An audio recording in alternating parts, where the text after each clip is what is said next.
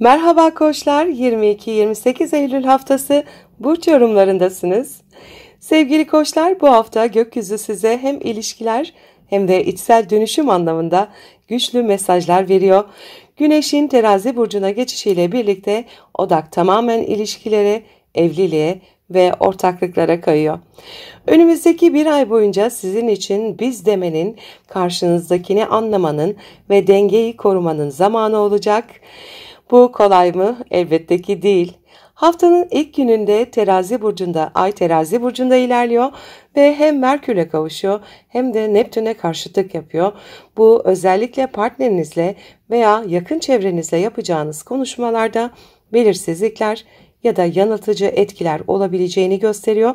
Söylenenleri tam anlamak, yanlış anlaşılmalardan kaçınmak çok önemli. Ayrıca bu hafta sizin yönetici gezegeniniz Mars Akrep Burcu'na geçiyor. Sizin 8. eviniz aktive oluyor. Bu geçişle birlikte hem psikolojik hem de finansal anlamda derinleşiyorsunuz.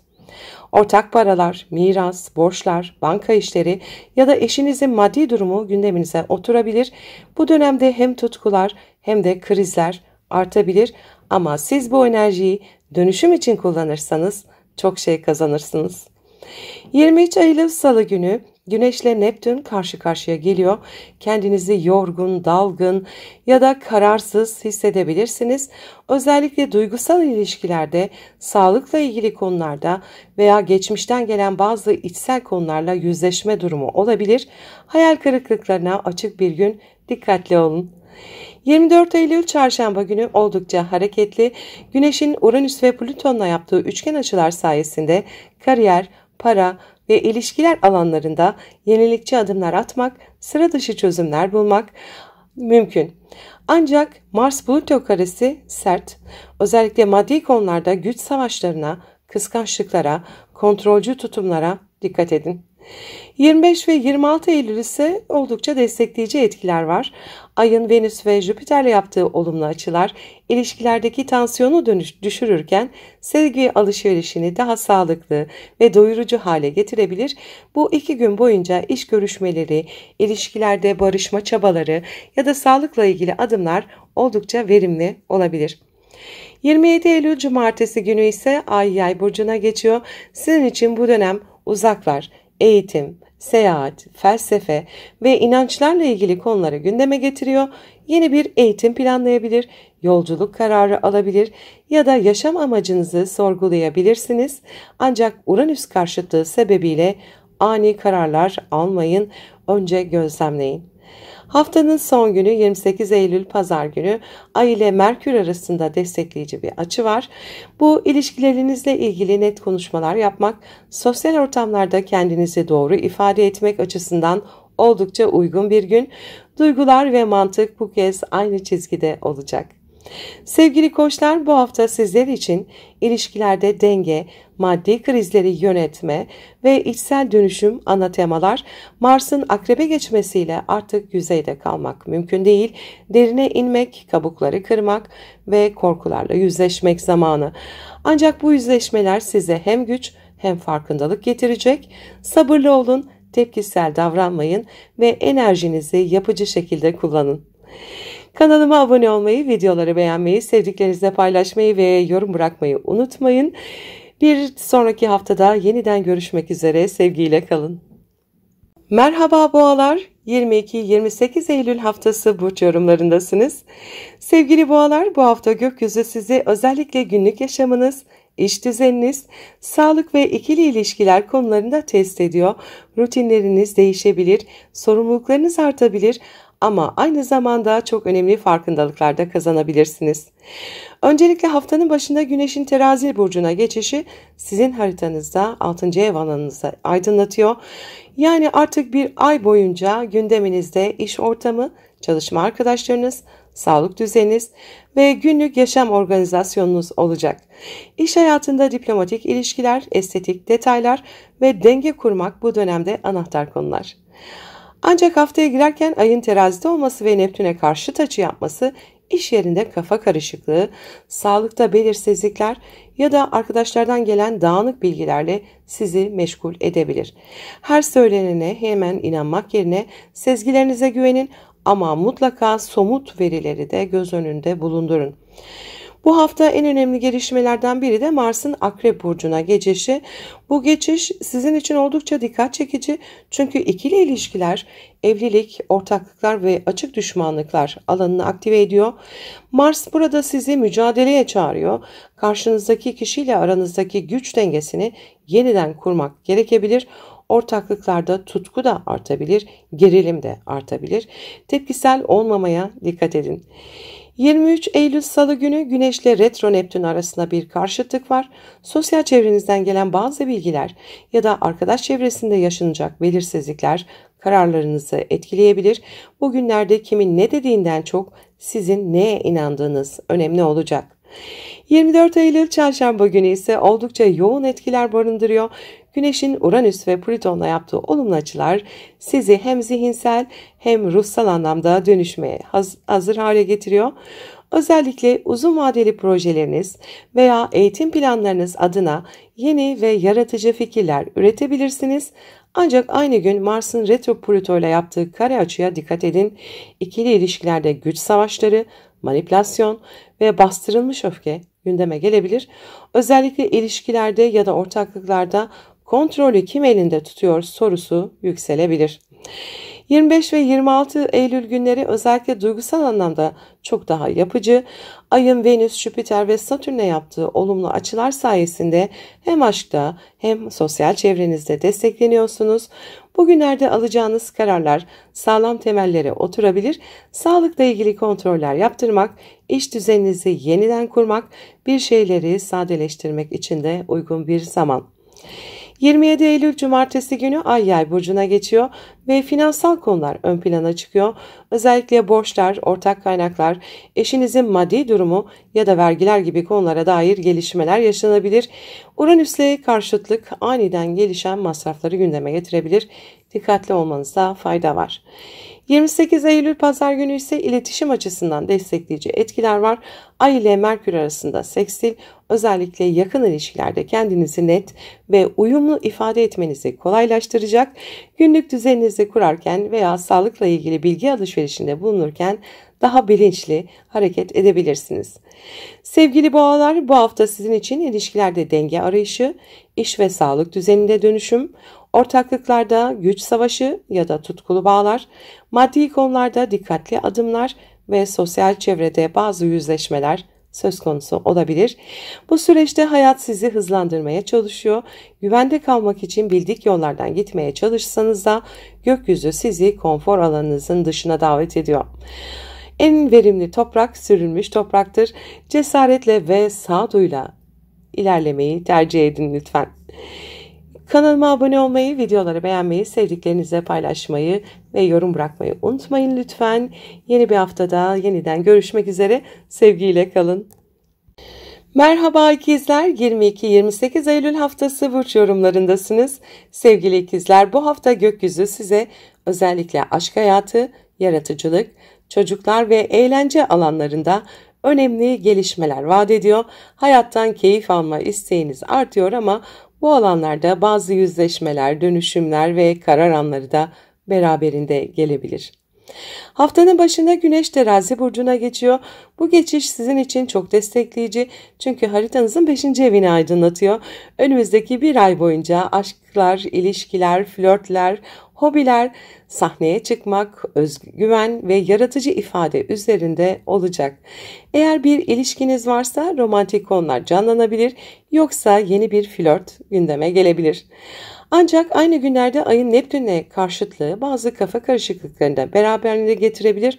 Özellikle iş ve kariyer konularıyla ilgili hayalleriniz aşkla gerçekler arasında bir çekişmeye dönüşebilir. Netlik kazanmak için biraz sabırlı olun. Haftanın dikkat çeken diğer bir etkisi Mars'ın Akrep Burcu'na geçişi. Bu geçiş sizin 6. evinizi etkiliyor. Günlük iş temposu artabilir, yoğun çalışma saatleri, yeni görevler ya da sağlıkla ilgili sorumluluklar gündeme gelebilir. Enerjinizi daha verimli kullanmanız gereken bir süreç başlıyor. Ayrıca iş arkadaşlarıyla sürtüşmelere dikkat, özellikle kontrolcü veya pasif agresif tutumlar can sıkabilir. 23 Eylül Salı günü Güneş'le Retro Neptün karşı karşıya geliyor. Bu özellikle aşk hayatınızla kariyeriniz arasında bir çekişme yaratabilir. Bir yanda kalbiniz başka bir şey söylerken diğer yanda hedefleriniz, sorumluluklarınız farklı yönde sizi çekiyor olabilir. Bu geçiş hayal kırıklıklarını tetikleyebilir, idealleştirdiğiniz biriyle ilgili yüzleşmeler de yaşanabilir. 24 Eylül Çarşamba günü oldukça çarpıcı etkiler var. Güneş retro Uranüs ve retro Plüto ile üçgen yapıyor. Bu da sizin ruhsal dönüşümünüz, içsel farkındalığınız ve özgüveniniz açısından güçlü bir enerji. Kendi duygularınızla yüzleşmekten kaçmayın. Ancak aynı gün Mars ve Plüto karesi gerçekleşiyor. İş ortamında özellikle sağlık ya da birlikte çalıştığınız kişilerle ilişkilerde güç çekişmelerine dikkat edin. Öfkenizi kontrol altında tutmanız önemli. 25-26 Eylül günleri biraz daha huzurlu. Ayın Venüs ve Jüpiter ve Satürn'e yaptığı uyumlu açılar sayesinde hem günlük işleriniz hem de uzun vadeli planlarınız daha istikrarlı bir şekilde ilerleyebilir. Sağlık kontrolleri yaptırmak, diyet ve düzen oluşturmak için çok uygun zamanlar. 27 Eylül Cumartesi günü Ay Yay burcuna geçiyor ve karşıt burcunuza yerleşiyor. Bu da ilişkilerde hareketli bir gün anlamına geliyor. Evlilik, ortaklık ya da danışmanlık gibi konular ön plana çıkabilir. Uranüs karşıtlığı ani çıkışlara, beklenmedik tavırlara işaret ediyor. İlişkilerde dürtüsel hareket etmek yerine biraz geri çekilip gözlem yapmak faydalı olabilir. 28 Eylül Pazar günü Ay ve Merkür arasında uyumlu açılar var. İletişim beceriniz yeniden parlıyor. Yazılı, sözlü her türlü ifade için destekleyici bir gün. Özellikle aşk ve arkadaşlık ilişkilerinde kalpten gelen kelimelerle etkileyici olabilir. İç dünyanızı daha rahat anlatabilirsiniz. Sevgili ikizler, bu hafta sizin için aşk hayatında yeni başlangıçlar ve yüzleşmeler, iş ve sağlık konularında yeni düzenler, ilişkilerde sürpriz gelişmeler ve iletişimde dengeyi yeniden kurma zamanı. Gökyüzü sizden hem kalbinizin sesini dinlemenizi hem de gerçeklerden uzaklaşmadan ilerlemenizi istiyor. Zihniniz bu hafta çok yoğun olabilir ama neyse ki çok yönlü düşünmeyi iyi bilirsiniz. Duygularla aklı dengeleyebilirseniz bu hafta size ilham ve farkındalık dolu kapılar açabilir. Kanalıma abone olmayı, videoları beğenmeyi ve sevdiklerinizle paylaşmayı unutmayın lütfen. Yeni bir haftada yeniden görüşmek üzere. Sevgiyle kalın. Merhaba yengeçler, 22-28 Eylül haftası burç yorumlarındasınız. Sevgili yengeçler, gökyüzü bu hafta sizi özellikle ev, aile, yerleşim, kariyer ve duygusal güvenlik konularında sınava tabi tutuyor. Duygusal dünyanızla dış dünyadaki sorumluluklarınız arasında bir dengeyi bulmak bu haftanın en önemli teması olacak. Haftaya başlarken Güneş Terazi burcuna geçiyor. Bu geçiş sizin 4. evinizi aydınlatıyor. Yani önümüzdeki bir ay boyunca odağınızda ev, aile, taşınma, ebeveynlerle ilişkiler ve içsel huzur arayışı olacak. Yaşadığınız yeri güzelleştirmek, köklerinizi yeniden keşfetmek, aile içi dengeyi kurmak için harika bir dönem başlıyor. Ayın terazideki hareketi ve Neptün'le yaptığı karşıtlık ise özellikle duygusal karmaşalar, ailevi konular ya da geçmişten gelen kırgınlıklar açısından biraz puslu bir hava yaratabilir. Bu hafta başında alacağınız kararlar net olmayabilir, zamanla oturacaktır. Hemen bir şeyleri zorlamayın. Haftanın en önemli olaylarından biri de Mars'ın Akrep Burcu'na geçişi. Bu geçiş sizin 5. evinizi aktive ediyor. Aşk hayatınızda tutku yükseliyor ama aynı oranda kıskançlık, güç çekişmeleri ya da baskıcı tavırlarda gündeme gelebilir. Özellikle flört halinde olanlar için birlikte nereye gidiyoruz sorusu gündeme gelebilir. Çocuk sahibi olanlar ise onların gündemiyle yoğunlaşabilirler. 23 Eylül Salı günü Güneş ile Retro Neptün arasında bir karşıtlık gerçekleşiyor.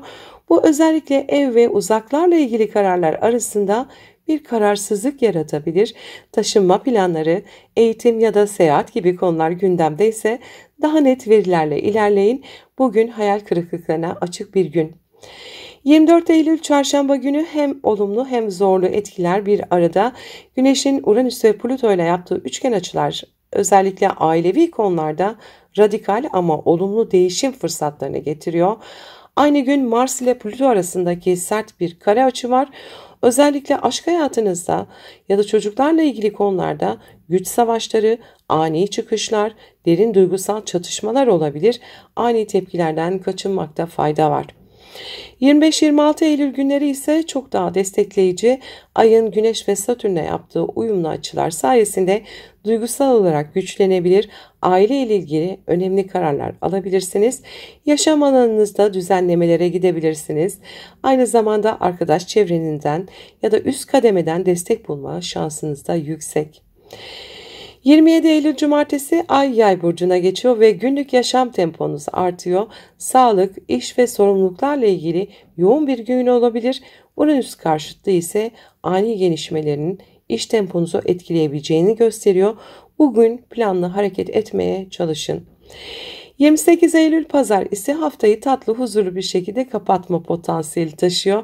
Ay ile Merkür arasında oluşan sekstil açı sayesinde hem duygularınızı dile getirebilir hem de ev içinde keyifli sohbetler yapabilirsiniz. İçsel huzur için uygun bir gün. Sevgili yengeçler, bu hafta sizin için aile içi konulara odaklanma, aşkta dönüşüm ve tutkuyla yüzleşme, evde ya da duygularınızda düzenleme yapma ve günlük yaşamı sadeleştirme temaları öne çıkıyor. Bu hafta gökyüzü size diyor ki evini düzene koy, kalbini sadeleştir, tutkularını yönetmeyi öğren. Eğer bunu başarabilirseniz hem iç dünyanızda hem de hayat düzeninizde büyük bir rahatlama yaşayabilirsiniz. Unutmayın, her şey sizin içsel huzurunuzla başlar. Kanalıma abone olmayı, videoları beğenmeyi, sevdiklerinizle paylaşmayı unutmayın lütfen. Yeni bir haftada yeniden görüşmek üzere. Sevgiyle kalın. Merhaba aslanlar, 22-28 Eylül haftası burç yorumlarındasınız. Sevgili aslanlar, bu hafta gökyüzü sizin için özellikle iletişim, eğitim, yakın çevre, kardeşler ve zihinsel odak alanlarını öne çıkarıyor. Hareketli, merak dolu ama zaman zaman gergin bir haftadasınız. Hem konuşmalarınıza hem kararlarınıza dikkat etmeniz gereken günler geliyor. Haftaya Güneş'in Terazi burcuna geçişiyle başlıyoruz. Bu geçiş sizin haritanızın 3. evini aydınlatıyor. Yani önümüzdeki bir ay boyunca iletişim trafiğiniz artıyor.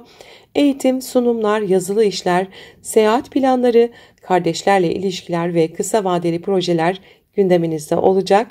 Kendinizi ifade etme biçiminiz çok önem kazanıyor.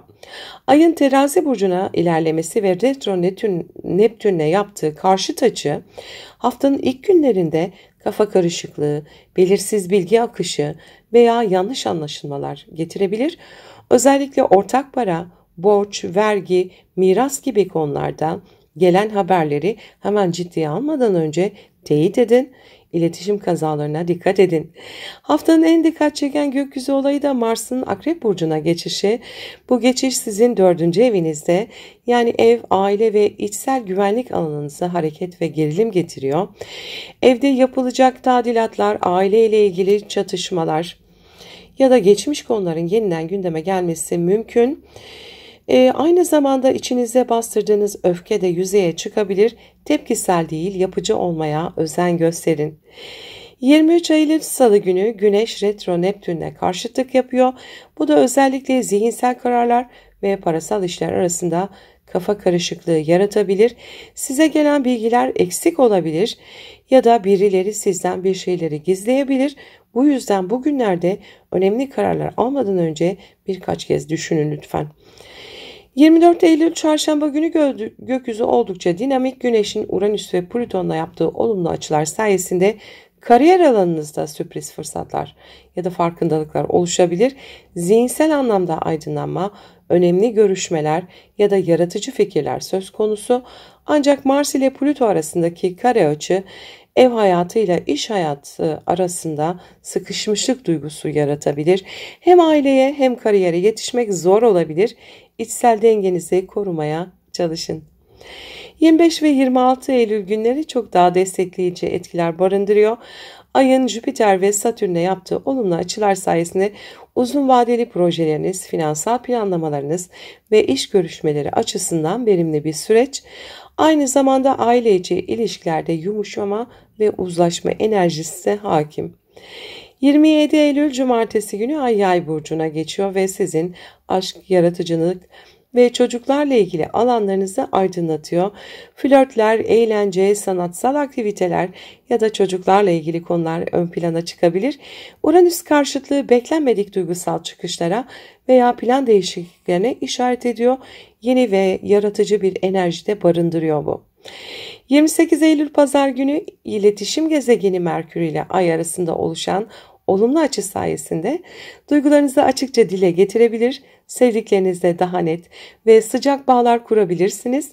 Kardeşlerle ya da yakın çevrenizle ufak ama yapıcı sohbetler size iyi gelebilir. Sevgili aslanlar, bu hafta sizin için iletişimde netlik arayışı, ailevi konularda sabır ve denge, kariyer fırsatları ve zihinsel sıçramalar getirebilir. Aşkta hareketlilik ve yaratıcı bir potansiyel de ön planda olacak. Gökyüzü sizden bu hafta sözlerinizin gücünü fark etmenizi ve zihninizi doğru yönlendirmenizi istiyor. Ne söylediğiniz kadar nasıl söylediğiniz de önemli olacak. Aileniz, kariyeriniz arasında gidip gelirken iç sesinizi bastırmak yerine duymaya çalışmalısınız. Kanalıma abone olmayı, videoları beğenmeyi, sevdiklerinizle paylaşmayı unutmayın lütfen. Yeni bir haftada yeniden görüşmek üzere, sevgiyle kalın. Merhaba Başaklar, 22-28 Eylül haftası burç yorumlarındasınız. Sevgili Başaklar, bu hafta gökyüzü sizi maddi alanlar, gelir kaynakları, özgüven ve kişisel değerler konusunda testten geçiriyor. Hem finansal alanda yeni fırsatlar doğabilir hem de geçmişten gelen bazı borç ya da maddi güvensizliklerle yüzleşebilirsiniz. Haftaya Güneş'in Terazi burcuna geçişiyle başlıyoruz. Bu geçiş sizin haritanızın 2. evini aydınlatıyor.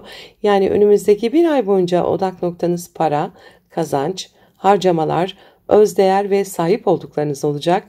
Yeni gelir kapıları açılabilir, yeteneklerinizi kazanca dönüştürme isteğiniz artabilir. Ancak bu alan aynı zamanda maddi kararlar konusunda dikkatli olmanızı da gerektiriyor.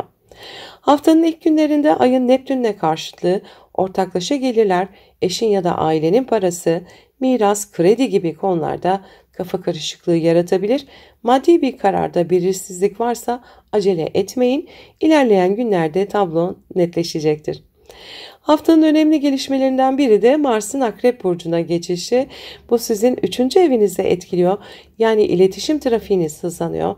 Kardeşler, kuzenler, komşular ya da yakın çevrenizde ilişkiler hareketlenebilir.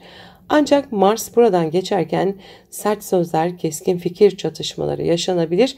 Tartışmalardan uzak durmanız önemli. Özellikle sosyal medyada ya da yazılı işlerde dikkatli olun. Yanlış anlaşılmalar olabilir. 23 Eylül Salı günü Güneş Retro Neptün'le karşıtlık yapıyor. Bu etki maddi değerlerle ilişkiler alanınız arasında kararsızlık ve yanılsama yaratabilir. Bir yatırım fırsatı cazip gelebilir ama gerçekliği iyi sorgulayın. Ortak para, borç, miras gibi meselelerde aldanma riski taşıyan bir gün. 24 Eylül Çarşamba günü çok güçlü etkiler barındırıyor.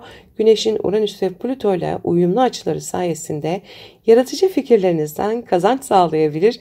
Sıra dışı bir bakış açısıyla değerli bir planı hayata geçirebilirsiniz. Ancak aynı gün Mars ile Plüto arasında gerçekleşen sert kare iletişimde güç savaşlarına ve inatlaşmalara neden olabilir. Özellikle kardeşler ya da iş çevresindeki kişilerle tartışmalardan uzak durun. 25 ve 26 Eylül günleri Ay'ın Venüs, Jüpiter ve Satürn'le yaptığı olumlu açılar sayesinde hem parasal hem de ilişkiler alanlarında destek sunuyor. Yeni bir iş görüşmesi, bütçe planlaması ya da maddi konuda uzlaşma için uygun günler. Ayrıca sevdiklerinizden duygusal destek almak için de iyi bir gün. Bu sizi güçlendirecektir. 27 Eylül Cumartesi Ay Yay burcuna geçiyor ve sizin ev, aile ve iç huzur alanınızı etkiliyor. Gün boyunca evde olup bazı meseleleri düzene koymak isteyebilirsiniz. Ancak Uranüs karşıtı sürpriz bir haber ya da uzak akrabalarla ilgili gelişmeler getirebilir. Duygusal tepkiler vermektense gözlemci olmanız daha sağlıklı olur. 28 Eylül Pazar günü Ay ile Merkür arasında oluşan sekstil açı sayesinde hem maddi hem de duygusal konuları mantıklı şekilde ifade edebileceksiniz. Kardeşlerle veya yakın çevrenizde keyifli sohbetler, alışverişler, kısa geziler için ideal bir gün. Sevgili Başaklar, bu hafta sizin için maddi kaynakları düzenleme, kazanç, yetenek dengesini yeniden kurma, iletişimde sabırlı ve stratejik olma, ailevi konularda içsel dengeyi sağlama zamanı olacak. Gökyüzü sizden bu hafta şunu istiyor: gerçek değerinizi başkalarından değil, kendinizden alın. Başkalarının tepkileri, kararları ya da maddi durumları sizin içsel değerinizin ölçüsü olamaz. Kazancınızı arttırmak istiyorsanız önce kendi iç kaynaklarınızı keşfetmelisiniz. Kanalıma abone olmayı, videoları beğenmeyi, sevdiklerinizle paylaşmayı unutmayın lütfen. Yeni bir haftada yeniden görüşmek üzere. Sevgiyle kalın. Merhaba teraziler, 22-28 Eylül haftası burç yorumlarındasınız. Sevgili teraziler, bu hafta sizin hayatınız diyebiliriz. Güneş burcunuza geçiyor ve sizi tam anlamıyla sahneye taşıyor. Gökyüzü sizin parlamanızı, görünmenizi ve hayatınıza yön vermenizi destekliyor. Haftanın en önemli gökyüzü hareketi olan Güneş'in terazi burcuna geçişi sizin için adeta yeni bir dönemin habercisi. Doğum gününüz yaklaşırken enerji sizin alanınıza kayıyor. Bu dönem görünümünüz, sağlığınız, duruşunuz, kararlarınız ve bireysel hedeflerinizle ilgili yepyeni bir döngünün başlangıcı olacak. Kendinizi tazeleyin, yeni kararlar alın, cesaretle hayatınızı yeniden şekillendirin. Doğum gününüz de kutlu olsun. Haftanın ilk gününde Ay burcunuzda ilerliyor ve bu da sizi hem duygusal hem fiziksel olarak biraz hassaslaştırıyor. Özellikle Ay'ın retro Neptün'le yaptığı karşıtlık günlük hayat, sağlık ve iş düzeniyle ilgili kararsızlıklar ya da belirsizlikler getirebilir. Fazla yük almamaya, enerjinizi bölmemeye dikkat edin. Önemli bir diğer gelişme ise Mars'ın Akrep burcuna geçişi. Bu geçiş sizin ikinci evinizde, yani para, kazanç, harcamalar, özdeğer alanınızda etkili olacak. Önümüzdeki haftalarda parayla ilgili motivasyonlarınız artabilir. Ancak aynı zamanda gereksiz riskli yatırımlar, aşırı harcamalar ya da öfke kaynaklı para kayıpları da gündeme gelebilir. Özellikle ortak harcamalar konusunda dikkatli olun. 23 Eylül Salı günü Güneş'in retro Neptün'le yaptığı karşıtlık günlük yaşam ile kişisel hedefleriniz arasında denge kurmanız gerektiğini söylüyor. İş ortamında ya da sağlığınızla ilgili konularda alacağınız haberlerde netlik arayın. Biraz beklemek daha faydalı olabilir. 24 Eylül Çarşamba günü Güneş'in Uranüs ve Plüton'a yaptığı olumlu açılar hayatınızda güçlü ve kalıcı dönüşümlerin başladığını gösteriyor. Kişisel bir kararı uygulamaya koyabilirsiniz. Özellikle finansal konularda ani çözümler, iş teklifleri ya da yatırım kararları devreye girebilir. Ancak aynı gün Mars ile Plüton'un sert açısı ev içindeki harcamalar veya aile ile para konularında gerilim yaratabilir. İnatlaşmak yerine çözüm odaklı olun. 25 ve 26 Eylül günleri gökyüzü size daha çok huzur ve akış getiriyor. Ayın Jüpiter ve Satürn'e yaptığı olumlu açılar ortaklaşa finansal meselelerde destek alabileceğinizi gösteriyor. Aynı zamanda ilişkilerde de daha dengeli, yapıcı ve şefkatli bir atmosfer oluşturabilir. 27 Eylül Cumartesi günü Ay'ın Yay burcuna geçmesiyle birlikte iletişim trafiğiniz hızlanıyor. Kardeşler, kuzenler, yakın çevreyle temas, kısa seyahatler ya da eğitim konuları gündemde olabilir. Fakat Uranüs karşıtlığı sürpriz gelişmeleri ve plan dışı haberleri işaret ediyor. İletişimde ani çıkışlardan kaçının. 28 Eylül Pazar günü Ay ile Merkür arasında uyumlu açı sayesinde kendinizi net ve zarif bir şekilde ifade edebilirsiniz. Özellikle ikili görüşmeler, yüz yüze konuşmalar ve kişisel kararlar açısından destekleyici bir gün. Sevgili teraziler, bu hafta sizin için kendinizde yatırım yapma, dış görünüm ve imaj yenileme, maddi kaynaklarınızı gözden geçirme, yakın çevreyle dengeli iletişim kurma haftası. Bu hafta gökyüzü size diyor ki sen merkezdesin. Artık başkalarının değil, kendi ihtiyaçlarının rotasını çiz. Cesur olun, yeni bir yaşa, yeni bir enerjiye adım atarken sizi yoran ağırlıkları geride bırakmaktan korkmayın. Unutmanın sizin ışığınız başkalarına da yol alabilir. Kanalıma abone olmayı, videoları beğenmeyi ve sevdiklerinizle paylaşmayı unutmayın lütfen. Yeni bir haftada yeniden görüşmek üzere, sevgiyle kalın. Merhaba akrepler, 22-28 Eylül haftası burç yorumlarındasınız. Sevgili akrepler, bu hafta sizin için oldukça içsel, ruhsal ve geri planda kalmayı gerektiren etkiler ön planda. Güneşin terazi burcuna geçmesiyle birlikte bilinçaltınız hareketleniyor. Rüyalar, sezgiler ve geçmişe dair duygular yüzeye çıkabilir. Aynı zamanda Mars'ın burcunuza geçmesiyle birlikte hem fiziksel hem ruhsal anlamda yeni bir döngüye giriyorsunuz. Haftanın en önemli gelişmelerinden biri olan Güneş'in terazi burcuna geçişi sizin 12. evinizi aydınlatıyor. Bu da demektir ki önümüzdeki bir ay boyunca dış dünyadan ziyade daha geriye çekilmek, kendinize dönmek ve ruhsal anlamda toparlanmak isteyebilirsiniz. Dinlenmek, inzivaya çekilmek, yarım kalan işleri toparlamak için güzel bir zaman, ancak bastırdığınız duyguların da yükselebileceği bir dönem. Dikkatli olun. Diğer yandan haftanın en güçlü gelişmesi Mars'ın sizin burcunuza geçiyor olması. Bu geçişle birlikte enerji sizde. Kararlılık, cesaret, hedef odaklılık ve mücadele gücünüz artıyor. Bir süredir beklettiğiniz işler varsa artık harekete geçme zamanı. Ancak bu yoğun enerji zaman zaman agresyona ya da fiziksel yorgunluğa da neden olabilir. Özellikle öfke patlamalarına dikkat. Mars burcunuzdayken liderliği ele alırsınız ama ölçülü olmalısınız. Haftanın ilk günlerinde ayın Neptün'le karşıtlığı aşk hayatı ya da çocuklarla ilgili konularda kafa karışıklığı yaratabilir. Birine duyduğunuz hayranlık abartılı olabilir ya da duygularınızın netliğini kaybedebilirsiniz. İlişkilerde gerçekçi olmaya dikkat edin. 23 Eylül Salı günü Güneş ile Neptün arasında kesinleşen karşıtlık sizi biraz daha yalnız kalmaya ya da içsel bir çözümleme yapmaya yöneltebilir.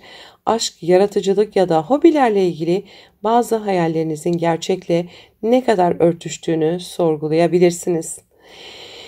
24 Eylül Çarşamba oldukça çarpıcı bir gün. Mars ile Plüto arasında gerçekleşen bir kare açı var. Sizi özellikle iletişim ve yakın çevreyle ilişkilerde zorlayabilir. Tartışmalara çekilmemeye, özellikle sert sözlerden kaçınmaya çalışın. Aynı gün Güneş'in Uranüs ve Plüto ile yaptığı uyumlu açılar ise ruhsal bir farkındalık, güçlü bir iç dönüşüm veya bir konuda ciddi bir uyanış getirebilir. İçsel gücünüzü fark edebilirsiniz. 25-26 Eylül günleri daha akışta gidiyor. Ayın Jüpiter ve Satürn'e yaptığı olumlu açılar duygusal güvenlik arayışınıza cevap olabilir. Geçmişten gelen konuları çözüme kavuşturmak ya da yakın ilişkilerde yapılandırıcı adımlar atmak için destekleyici enerjiler söz konusu. 27 Eylül Cumartesi günü ayın Yay burcuna geçmesiyle birlikte maddi konular ön plana çıkıyor. Gelir gider dengeniz, harcamalarınız ya da sahip olduklarınıza dair yeni farkındalıklar oluşabilir. Uranüs karşıtlığı maddi alanda ani gelişmeleri ya da sürpriz harcamaları gündeme getirebilir. Soğukkanlı kalmak fayda sağlar. 28 Eylül Pazar günü Ay ile Merkür arasında sekstil açı sayesinde İçe dönük duygularınızı ifade etmek daha kolay olabilir. Özellikle kendi kendinizle konuşmak, yazmak, terapi ya da meditasyon yapmak için güzel bir gün. Bilinçaltınıza inmeye cesaret edin. Sevgili akrepler, içsel dönüşüm zamanı bu hafta. Fiziksel enerjinizin yükseldiği, öfkeyi yönetme becerisinin önemli olduğu, maddi ve duygusal sınırları gözden geçirme haftası olacak. Bu hafta gökyüzü sizden şunu istiyor: kendinle yüzleş, gücünü fark et ve artık eyleme geç. Mars'ın burcunuzdaki etkisiyle kararlılık ve enerji sizde, ancak bu gücü öfkeye değil hedeflerinize yöneltmelisiniz. Unutmayın, en derin dönüşümler en sessiz alanlarda başlar. Kanalıma abone olmayı, videoları beğenmeyi, sevdiklerinizle paylaşmayı unutmayın lütfen. Yeni bir haftada yeniden görüşmek üzere. Sevgiyle kalın. Merhaba yaylar, 22-28 Eylül haftası burç yorumlarındasınız. Sevgili yaylar, bu hafta gökyüzü sizin için sosyal çevre, arkadaşlıklar, hedefler ve içsel sorgulamalar alanında yoğun enerjiler barındırıyor. Bir yandan kalabalıklar içinde görünür olurken diğer yandan içinizden gelen yükselen sesleri dinlemeniz gerekebilir. Haftanın önemli geçişlerinden biri olan Güneş'in terazi burcuna geçişi sizin 11. evinizi aydınlatıyor. Bu alan arkadaşlıklar, sosyal gruplar, projeler ve geleceğe dair umutlarla ilgilidir. Önümüzdeki bir ay boyunca çevrenizdeki insanlarla daha çok iletişim kurabilir, yeni organizasyonlara katılabilir ya da uzun vadeli hedeflerinizi belirlemek adına harekete geçebilirsiniz. Grup çalışmalarında ön plana çıkmanız da mümkün. Haftanın ilk günlerinde ayın Neptün'e karşıtlığı özellikle ev ve aile ile ilgili konularda kafa karışıklığı yaratabilir. Taşınma, evde bir düzen kurma ya da aile bireyleriyle iletişimde yanlış anlaşılmalar yaşanabilir.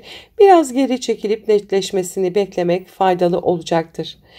Önemli bir diğer gelişme ise Mars'ın Akrep Burcu'na geçişi. Bu sizin 12. evinizde denk geliyor ve de bu da bastırılmış öfke, arka plandaki konular, gizli düşmanlıklar veya kontrolünüz dışında gelişen olaylarla yüzleşme zamanına işaret ediyor. Enerjinizi doğrudan kullanmakta zorlanabilirsiniz. Bu dönemde fiziksel olarak yorgun hissedebilirsiniz. Geçmişten gelen yüklerle uğraşabilirsiniz. Spiritüel çalışmalar, içsel disiplin ve yalnız kalma ihtiyacı ön planda olabilir. 22 Eylül Salı günü Güneş ile Retro Neptün karşıtlığı var. Arkadaş çevresiyle ailevi konular arasında bir gerilim yaratabilir. Bu etkiye sosyal hayatta kararsızlıklar veya aidiyet duygusu eksikliği olarak ortaya çıkabilir. Kiminle yola devam etmek istediğinizi sorgulayabilirsiniz. 24 Eylül Çarşamba Güneş'in Uranüs ve Plüto ile yaptığı destekleyici açılar sayesinde uzun vadeli projelerinizde ani fırsatlar yakalayabilirsiniz. Özellikle iş veya teknolojiyle bağlantılı konularda hızlı gelişmeler gündeme gelebilir. Ancak aynı gün Mars ve Plüto arasında sert bir açı var. Arka planda dönen bazı finansal konularda sizi zorlayabilir. Gizli harcamalar, para kayıpları veya güvensizlik duygusu tetiklenebilir.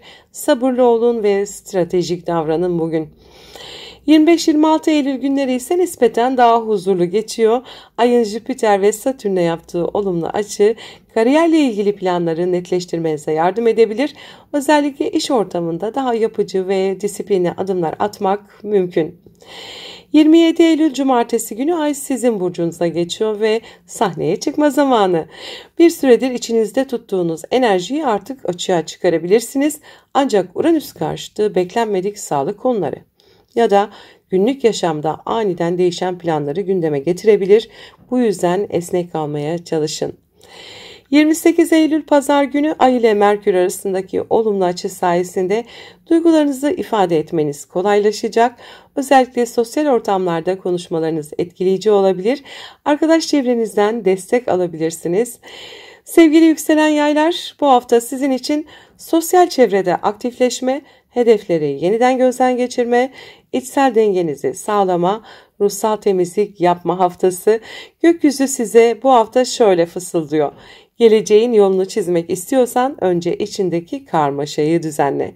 Kalabalıkların içinde parlasanız da sessizliğin gücünü unutmamalısınız. Spiritüel çalışmalar, içe dönüş, yaratıcı üretim bu hafta sizin ilacınız olabilir. Kanalıma abone olmayı, videoları beğenmeyi, sevdiklerinizle paylaşmayı unutmayın lütfen. Yeni bir haftada yeniden görüşmek üzere, sevgiyle kalın. Merhaba Oğlaklar, 22-28 Eylül haftası burç yorumlarındasınız. Sevgili Oğlaklar, bu hafta sizin için sahnede olmak, öne çıkmak, hedef belirleme ve itibarınızı güçlendirme zamanı olacak. Gökyüzü özellikle kariyer hayatınızda dikkat çekici gelişmelere işaret ediyor. Hem sorumluluklar artıyor hem de hedeflerinize ulaşma potansiyeliniz yükseliyor. Haftanın en belirleyici gökyüzü olayı Güneş'in Terazi burcuna geçişi sizin kariyer evinizi yani 10. evinizi aydınlatıyor. Bu geçişle birlikte toplum önündeki duruşunuz, mesleki hedefleriniz, yöneticilerle ilişkileriniz ön planda olacak. Parlamak, görünür olmak, toplumsal rolünüzü güçlendirmek için harika bir zaman. Özellikle kamuya açık işler yapanlar için bu dönem ciddi başarılar getirebilir. Haftanın bir diğer önemli gelişmesi ise Mars'ın Akrep Burcu'na geçişi. Bu sizin 11. evinize denk geliyor. Sosyal çevrenizde hareketlenme olabilir. Arkadaşlık ilişkilerinde mücadeleci, hatta zaman zaman dominant bir tavır sergileyebilirsiniz. Grup çalışmaları ve kolektif projelerle ilgili konularda güçlü bir motivasyon yakalayabilirsiniz. Ancak anlaşmazlıkları ego savaşlarına dönüştürmemeye dikkat edin. Haftanın ilk günlerinde ayın Neptün'e yaptığı karşıt açı bazı kafa karışıklıklarını da beraberinde getirebilir. Özellikle iletişim, anlaşmalar, kısa yolculuklar ya da kardeşlerle ilgili konularda yanılgılar yaşanabilir. Söylenenle anlaşılan farklı olabilir. Önemli görüşmelerinizi haftanın ilerleyen günlerine bırakmanız iyi olur. 23 Eylül Salı günü Güneş'in retro Neptün'le kurduğu karşıt açı kariyer hedefleriniz ile iletişimsel detaylar arasında bir uyumsuzluk yaratabilir. Patronlarla ya da otorite figürleriyle iletişimde dikkatli olmakta fayda var. Yanlış anlaşılmalara açık bir gün. 24 Eylül Çarşamba günü gökyüzü oldukça hareketli. Güneş'in Uranüs ve Plüton'la yaptığı olumlu açılar kariyerinizde büyük ve kalıcı bir dönüşüm yaratabilir. Yeni bir yön belirleyebilir ya da ani bir teklif alabilirsiniz. Ancak aynı gün Mars ile Plüto arasındaki kare açı arkadaşlar ya da sosyal çevreyle yaşanabilecek güç savaşlarını tetikleyebilir.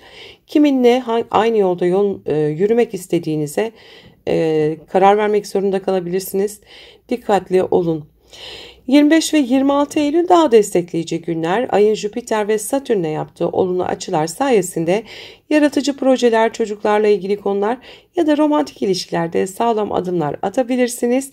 Hayal ettiğiniz bir şeyi kalıcı hale getirmek mümkün. 27 Eylül Cumartesi ise Ay Yay burcuna geçiyor. Biraz içe kapanma, dinlenme ihtiyacı doğabilir. Spiritüel konular, rüyalar, sezgiler bugünlerde artabilir.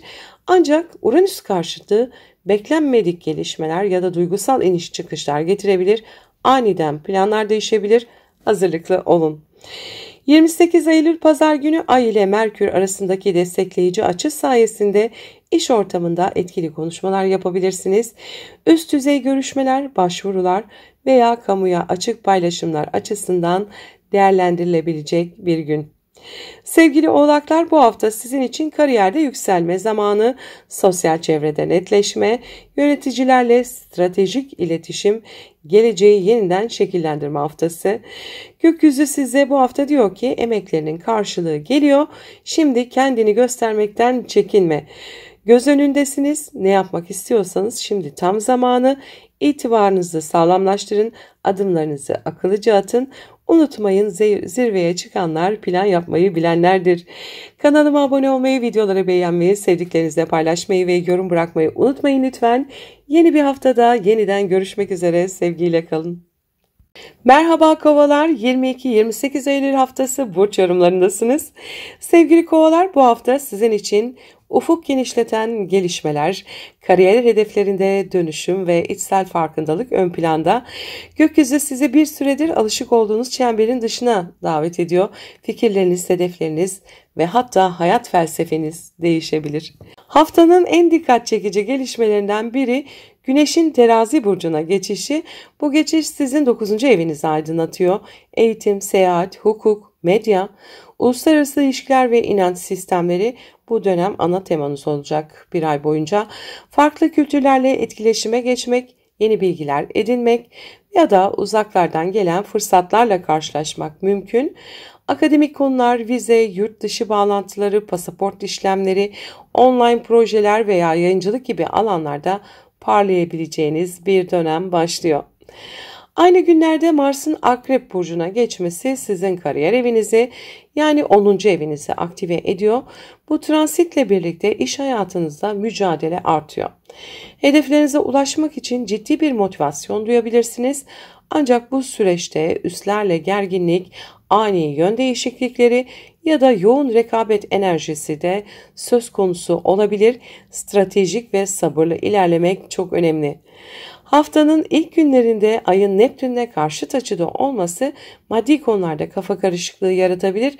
Kazançlarınız ya da harcamalarla ilgili net olmayan durumları ortaya çıkarabilir.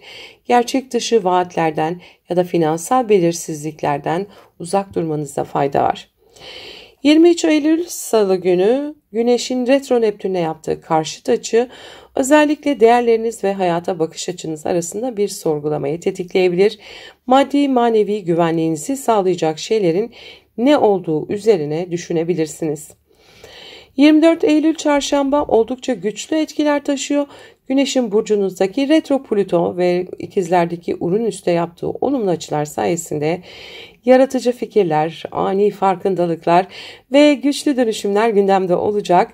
Eğitim, iletişim, teknoloji ya da sanatsal projelerde çok önemli bir çıkış yakalayabilirsiniz. Ancak aynı gün Mars ile Plüto arasındaki kare açı kariyerle ilgili stresli bir yüzleşmeye neden olabilir. Güç mücadelesi yaşanabilir. Kontrolü elden bırakmadan ilerlemelisiniz. 25-26 Eylül günlerinde daha dengeli enerjiler hakim. Ayın Jüpiter ve Satürn'e yaptığı uyumlu açılar özellikle ev hayatı, içsel huzur ve maddi konularla ilgili sizi destekliyor olacak. Aile ile ilişkileriniz güçlenebilir. Gayrimenkul ya da evle ilgili konular gündeme gelebilir.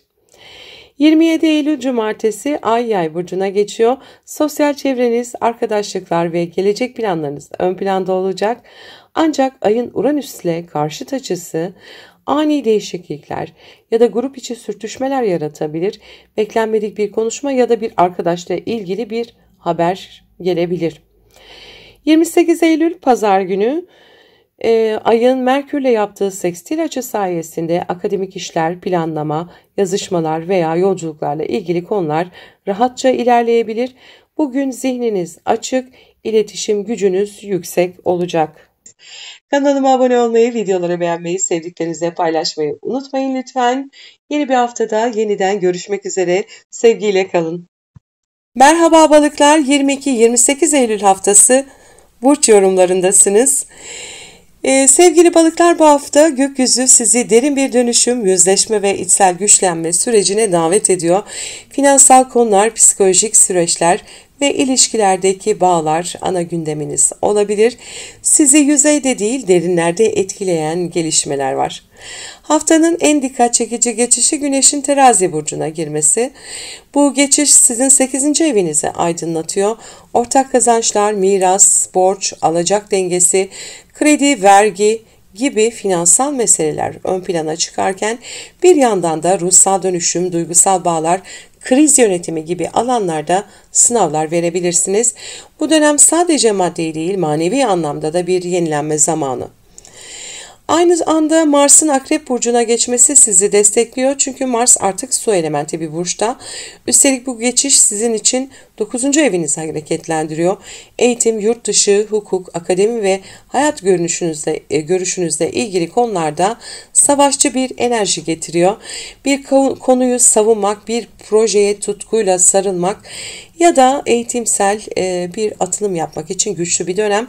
Ancak görüş ayrılıklarında inatçı ya da dogmatik olmamaya dikkat etmelisiniz. Haftanın başında Ay ile Retro Neptün'ün karşıt açısı sizin burcunuzun karşısında gerçekleşiyor. Bu da özellikle ilişkilerde bazı belirsizliklerin veya kafa karışıklarının yüzeye çıkabileceğini gösteriyor. Gerçeklerle yüzleşmek önemli. Yanılsamalardan, hayal kırıklıklarından uzak durmak için netlik aramalısınız. 23 Eylül Salı günü Güneş'in Retro Neptün'le yaptığı karşıtlık sayesinde hem içsel gücünüz hem de ilişki dinamikleriniz test edilebilir. Birilerinin sizden sakladığı ya da sizden gizlenen bir şey açığa çıkabilir. Kontrol edemediğiniz bir durumla karşı teslimiyet geliştirmek zorunda da kalabilirsiniz. 24 Eylül Çarşamba günü Güneş'in Uranüs ve Plüto ile yaptığı olumlu açılar sayesinde finansal konularda sürpriz destekler alabilirsiniz. Ayrıca zihinsel olarak güçlü sezgilerle yön bulabilir, krizleri fırsata çevirebilirsiniz. Fakat aynı gün Mars ile Plüton'un gergin açısı eğitim ya da yolculuklarla ilgili beklenmedik stresler yaratabilir. Resmi işler veya akademik süreçlerde baskı altında hissedebilirsiniz. Dengede kalmakta fayda var. 25-26 Eylül ruhsal ve duygusal denge açısından oldukça destekleyici. Ayın Jüpiter ve Satürn'le yaptığı olumlu açı sezgilerinizi güçlendiriyor. Bu iki gün meditasyon, şifa çalışmaları, manevi bağlantılar ve iç huzur açısından çok verimli olabilir. Özellikle bilinçaltı temalarla çalışmak, affetmek, arınmak gibi konulara yönelmek size büyük fayda sağlayabilir. 27 Eylül Cumartesi günü ayın Yay burcuna geçişiyle birlikte kariyer hayatınız hareketleniyor. Göz önünde olacağınız işler ya da sorumluluklar artabilir. Ancak Uranüs karşıtlığıyla birlikte bazı iletişim krizleri yaşanabilir. Beklenmedik bir geri bildirim ya da yön değişikliği olabilir. Akışta kalmak en iyisi. 28 Eylül Pazar günü Ay ile Merkür'ün destekleyici açısı sayesinde ortaklaşa para konularında ya da duygusal ilişkilerde açık, net ve yapıcı konuşmalar yapmak mümkün. Bugün hem kalbinizi hem de zihninizi kullanarak sağlıklı kararlar alabilirsiniz. Sevgili balıklar, bu hafta sizin için derin dönüşüm zamanı, finansal ve duygusal bağlarda yüzleşmeler, ruhsal olarak güçlenme ve yeni bir inanç sistemi oluşturma haftası. Gökyüzü bu hafta size şöyle diyor. Gerçeği kabul ettiğinde gücün yeniden ortaya çıkacak. İster bir ilişkinin içinden geçin, ister finansal bir süreçte olun, artık yüzeyde kalmanın zamanı değil, derinleşmek, sezgilerinize güvenmek ve içsel dönüşümünüzü sahiplenmek gerekiyor. Çünkü iyileşme burada başlayacak. Kanalıma abone olmayı, videoları beğenmeyi, sevdiklerinizle paylaşmayı ve minicik de olsa bir yorum bırakmayı unutmayın lütfen. Yeni bir haftada yeniden görüşmek üzere, sevgiyle kalın.